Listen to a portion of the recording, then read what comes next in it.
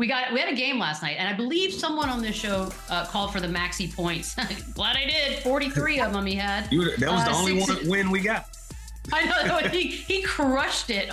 They beat the Lakers 118-104. There's no Embiid. There's no Paul George. Anthony Davis leaves this one in the first quarter. Kelly Oubre with 28 and 5. LeBron had 31, 9 and 8. But Maxey's been amazing. He's had 28 plus points in 11 straight games. Obviously, this is a show. We are a pro Maxey show here. But a lot of people don't have him making the All-Star East roster. I feel like he should, but I understand there are limited spots. Where are you on this one? Honestly, I think it's fair, right? Like Philly was just, they weren't as consistent as some of these other guards were. You know, like I said, you still got, Garland is still out there. Trae Young is still out there. Everybody's been making a case for LaMelo Ball. With all the points, so many points. Yeah, like you still got a lot of guys that are just been in better positions. They've been more consistent. And don't get me wrong, Maxey has done everything he can, but sometimes your team's success is part of the conversation. And I think Maxey is going to get caught up in some of the headlines and the narratives that's been created for the Philadelphia 76ers. I don't think he gets the benefit of the doubt to be judged by what he's done individually this year, just as one of the star players. I think everything going on with their team collectively is going to go in his decision in being an all-star.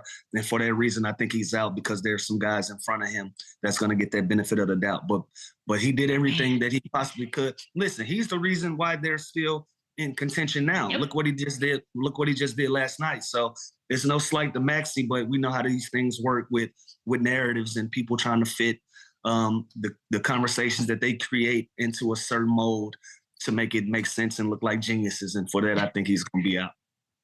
I mean, I think if you talk to a super cash fan and you just say Sixers, they think, oh, Embiid never plays. Like that's the story they think of when you say Sixers. I mean? They don't know. They don't know. They never say, well, we still got Tyrese Maxey. Like right, and they should never say that. And then he quietly goes out and get a 43 and goes on these epic runs and he's still never the part of the conversation that we want to hear. It's like, yeah, they won last night, but when are we getting Embiid back? Yeah, they won last night. When are we getting Paul George back? It's almost like a oversight of Tyrese Maxey. You know what I mean? So for that, I just think because of those narratives, because of those storylines, I don't know if he gets the benefit of the doubt from some of these coaches and votes. We're watching. We see you. He did talk about he got his LeBron jersey swap last night. Here he is. I told him after the game, I said, look, man, I waited 5 years to ask for a jersey. I know I've known you for a while, but I think I'm going to go ahead and get it this year. He's like, all right, cool. But he's just like a big brother to me.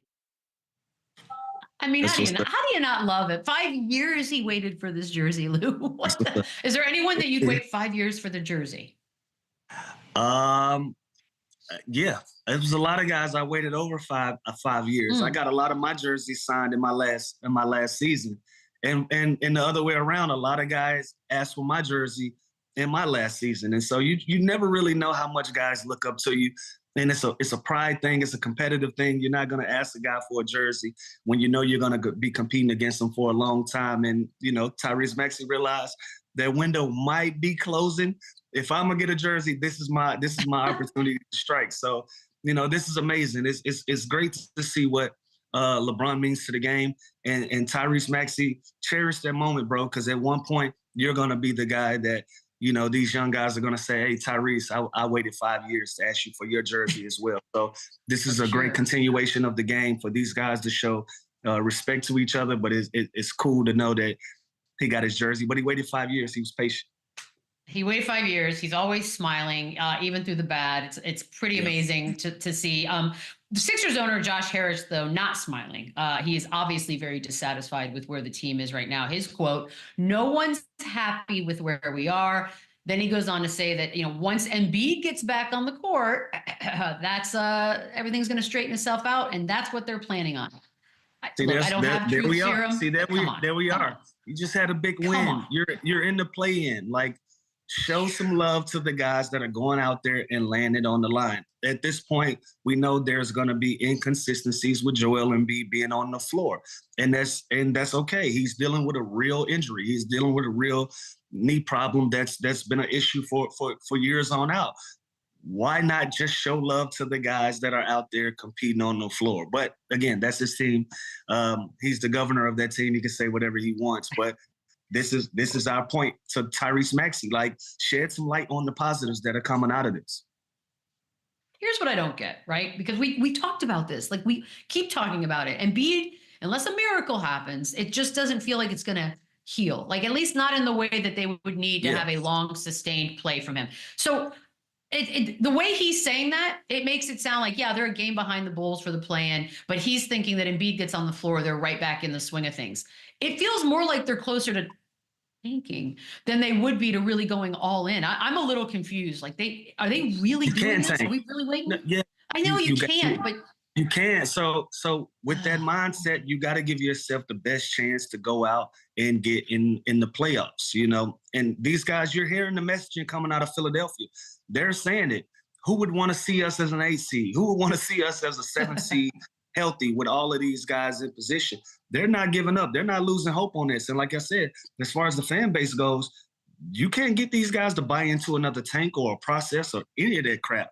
They want to win right now. You told us that we were winning right now. This team was to be built on the backs of these guys, and we want to see it through. We want to see it through, and we're not making no excuses for ourselves, you know? So as we look at the standings here, they're right there in the conversation. If they continue to make a run while Embiid is out, why not feel confident in your abilities when he's back on the floor? We know what he's going to give you.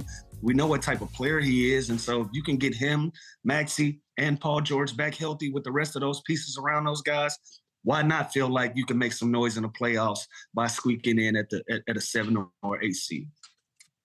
Mm-hmm. This is the face of someone who doesn't buy it. Yeah, you can't, but you can't. You can tank. So if you can't tank, you can't. So now that that's off the board, you can't go out there and play mediocre. You got to play the best basketball you could possibly play. Then they feel like Joel Embiid on the floor gives them that opportunity. And they're right. I agree with it.